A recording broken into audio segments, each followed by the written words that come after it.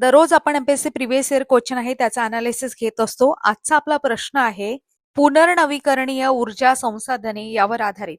यामध्ये प्रश्न विचारलेला आहे राज्यसेवा पूर्व परीक्षेमध्ये खालीलपैकी कोणते एक पुनर्नवीकरणीय ऊर्जा संसाधनाचे उदाहरण आहे. यामध्ये ऑप्शन आहे दगडी कोळसा, खनिज तेल किंवा तुम्ही पेट्रोलियम म्हणू शकता, नैसर्गिक वायू आणि भूऔष्णिक ऊर्जा.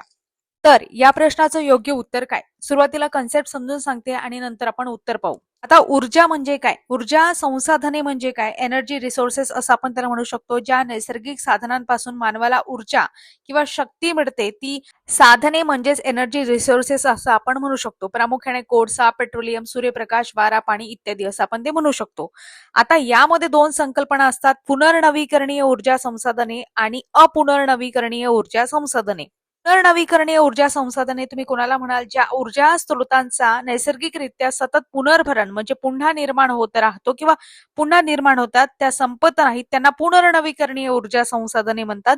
जसं उदाहरणार्थ सौर ऊर्जा आहे, सोलार एनर्जी, वारा ऊर्जा आहे, विंड एनर्जी, विद्युत ऊर्जा आहे, हायड्रो पॉवर, बायोमास ऊर्जा आहे, बायोमास म्हणू शकता, आणि टायडल एनर्जी म्हणजे भरती ओटी ऊर्जा वगैरे आहे ती ऊर्जा. अशा पद्धतीची ही ऊर्जा आहे, ही कशी आहे? पुनर्नवीकरणीय ऊर्जा संसाधने आहेत जे पुन्हा निर्माण होतात आणि संपत नाहीत. अपुनर्नवीकरणीय ऊर्जा संसाधने तुम्ही कशाला म्हणू शकता? नॉन रिन्युएबल एनर्जी रिसोर्सेस असं त्याला म्हणतात. ज्या ऊर्जा स्रोतांचा साठा मर्यादित असतो, एकदा वापरल्यावर ते पुन्हा लवकर तयार होत नाहीत, त्यांना आपण अपुनर्नवीकरणीय ऊर्जा संसाधने असं म्हणतो. उदाहरणार्थ कोळसा, पेट्रोलियम, नैसर्गिक वायू, अणुऊर्जा, इंधन असं तुम्ही म्हणू शकता. अशा पद्धतीने आपण इथे माहिती घेत. मग आता आपल्या प्रश्नाचं योग्य उत्तर काय होईल? इथे पुनर्नवीकरणीय ऊर्जा संसाधने विचारलेली आहेत, म्हणजे अपुनर्नवीकरणीय आपल्याला एलिमिनेट करायचे.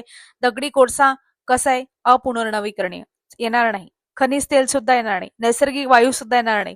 उरलं काय? भूऔष्णिक ऊर्जा. भूऔष्णिक ऊर्जा म्हणजे पृथ्वीच्या आतमध्ये खूप मोठ्या प्रमाणात उष्णता, हीट एनर्जी साठवलेली असते. ही ऊर्जा प्रामुख्याने ज्वालामुखी क्रिया आहे किंवा गरम पाण्याचे झरे वगैरे आहे किंवा रेडिओधर्मी पदार्थांचे विघटन यामधून काय होत असते? बाहेर पडत असते. अशा पद्धतीने प्रश्न आपण अनालिसिस केला. तुमच्यासाठी एक प्रश्न, दगडी कोळशाचे साठे महाराष्ट्रात प्रामुख्याने कोणत्या भागामध्ये पाहायला मिळतात हे तुम्हाला कमेंट बॉक्समध्ये सांगायचं आहे. आणि अशाच नवनवीन प्रश्नांसाठी तुम्ही आपल्या चॅनलला सबस्क्राईब करू शकता, आपलं टेलिग्राम सुद्धा जॉईन करू शकता. भेटूया पुढील भागात. तोपर्यंत तुम्हा सर्वांचे आभार. धन्यवाद.